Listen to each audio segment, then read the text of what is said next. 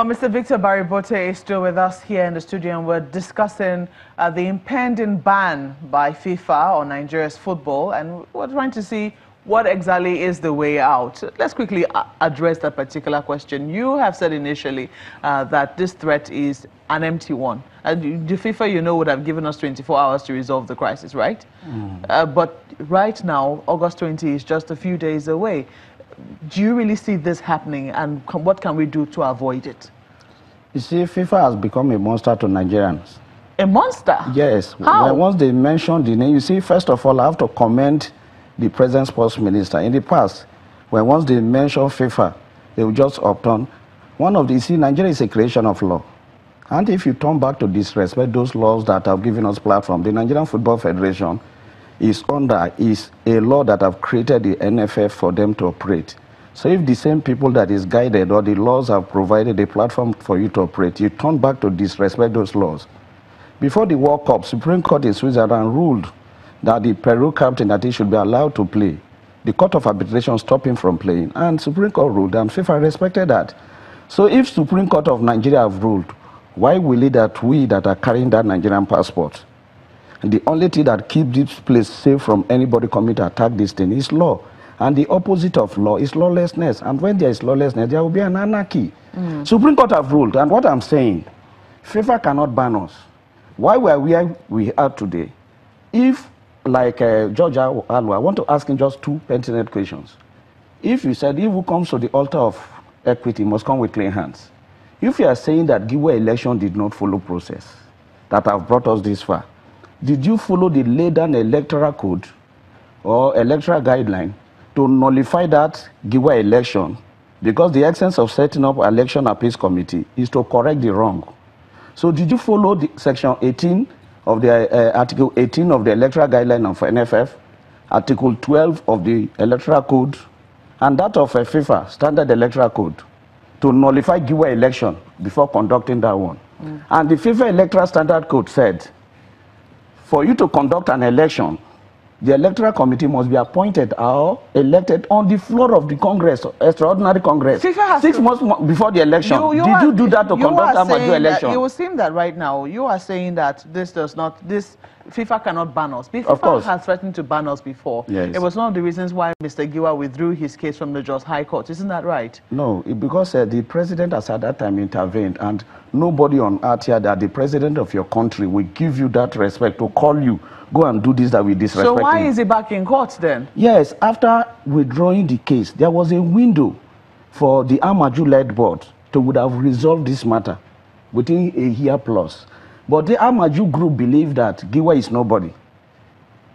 Football belongs to their personal estate. So is this idea now, is this about trying to show that we are somebody? No, you see, it's about... Especially when fresh elections are just a month to go. No, what you people are failing to understand, Nigerians, because they are misleading them.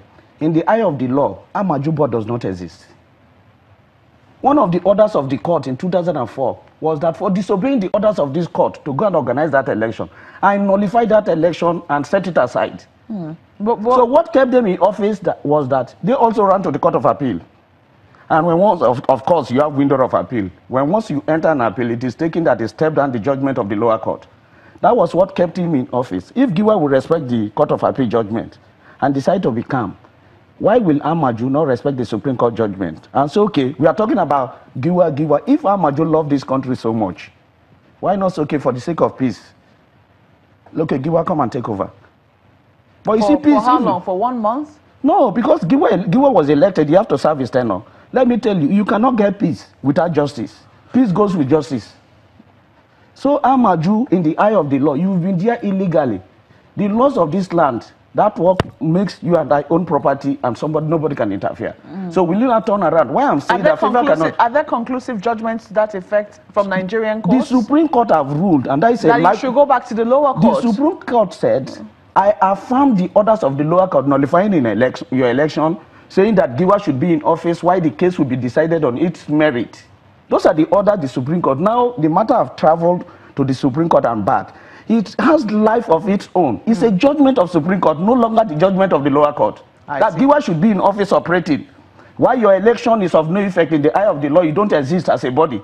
Okay, well, that's the information that you are giving us.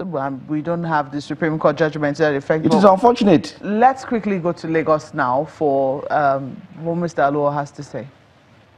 Did we comply with those laws, as he said? Like I said, I am not an interested party. I am a journalist. I am not for Pinnick. I am not for Giwa. But I have to tell Nigerians the truth. In the first place, let's be realistic. There is even no Supreme Court judgment that Barry. I don't know what Barry is talking about. Like I said, I don't want to go into legal terms. I'm not a lawyer. He is not either. But the truth is that the Supreme Court has just said, go back and start afresh. There is no judgment that says that Giwa should take over. There is no Supreme Court judgment to that effect. What the Supreme Court has just said is that you have to go back and start afresh the case. So even this order that they are talking about, ex parte orders can be vacated in 2 weeks. So I don't really know what Barry is talking about. So I'm not here to misinform Nigerians. What I'm saying that for the interest of our football, because he is an interested party, I am not an interested party. Like I said, if Giwa, for instance, wins the election in Katsina in September, fine. He is somebody that has invested heavily in football. He had a football club that for this same reason was stopped from playing in the league. I mean, for somebody who is so passionate, if the Congress decides to elect him, what I'm saying is that we shouldn't be an island to ourselves. What FIFA has said is that what they recognize is the Pinnick election. And if you went to cast for a different reason, like Baribote said, that they went to cast for a different reason, why don't you go back to cast for the right reasons? Get the Amaju election nullified through the right process. If you couldn't get judgment in Nigeria, why did you not go to cast for a different reason? Go back to that same cast, which is recognized by FIFA, and get judgment. I don't know if you get the point I'm making. Now, so we shouldn't be playing politics with the life of our youth. Okay, we should do the right thing. And see, I don't like we playing politics with everything. Let's wind down with this one, because what we're trying to get a solution to this. How do we do that if there are the solution to this is before now? The solution to this, I've always said it, that NFF should not be a cabal run by a few persons, where you don't have an opportunity. Is it a cabal now? No, I said I don't like that. I was wanted to be chairman of IMO FA, and I was stopped. What reason? Very mundane reason, that I had no certificate. And look at me here. When the electoral committee set up by Amaju said I had no certificate, I wept. I mean, I submitted all my certificates. The secondary school I went, the polytechnic that I went to, the university that I went to. I have a master's degree, and somebody is saying that I have no certificate. That is a case of somebody being excluded. I don't like that, because I've suffered from that before. Open the space so that those who are passionate about football should be part of it. But I decided to lick my wounds and forget about it, right? The NFF has gone to Benin Congress and said, okay, we're opening the space. We are unbanning Giwa. Let everybody come to the same page and contest this election. And that is what I am for. So that at the end of the day, there won't be politics of exclusion. All right, in conclusion, I mean... So moving forward, those who are interested in Nigerian football, those who are interested in this game moving forward in Nigeria, not for selfish reasons, should go to Katsina and run for this election. Okay, but, you know, FIFA had written us before on the 29th of April this year that they were going to ban us without further notice. Yes. Why do you think we had another notice? Yeah, because Nigeria tried to do the right thing. And the federal government has equally tried to do the right thing in this case. Like I said, I must commend the federal government for trying to do the right thing, because they don't want, the government is in itself, not the individuals in government. The government itself want public interest first. They want Nigerian youths, the interest of Nigerian youths to come first. And we must commend the government for that. Because if we take it as an individual thing, selfish interest, by now FIFA will ban us. And that is why some people who are football stakeholders are pushing for FIFA ban. Because at the end of the day, they will be the ultimate beneficiaries. Once FIFA bans us, Nigerian youth will suffer. They will now begin to set up one harmonization committee and all that. That is what those who are pushing for this FIFA ban. For somebody to come here and tell me that FIFA ban is an empty threat, it's not the truth. We will be banned if we don't do the right thing. And I thank God that the federal government appreciates this much. We shouldn't allow the interests of individuals override national interests. We're looking to see what the acting presidents, what they come up with eventually. But thank you for coming on this morning, George Aluo. Mape? Aluo. Mape? alone. Well, thank you, Chamberlain. Quickly, your wrapping up comment here. You have already said again that this is an empty threat, but some people are pointing to the fact that Mr. Chris Giwa has already been banned by FIFA. Isn't that right? For 5 years. Is that right? I don't want to. Can you confirm that? No banning person. Is that yes or no? No, you cannot ban because it's recommendation from you. It's an internal matter. It is your federation that will recommend. We don't know for what matter he was banned. He has not been banned. But is that the truth? It's just one of their tricks that we are talking about. You see, one of the tricks of who? Of FIFA? FIFA is Amaju is working with Infantino. That is where we are having that is not the issue. The issue is, has he been banned? No, or he has not been not banned because for you to be banned, you must be given opportunity to defend yourself. Okay, we also know that he tried to make a visit with the Minister for Sports to FIFA, and that was blocked. Isn't that right?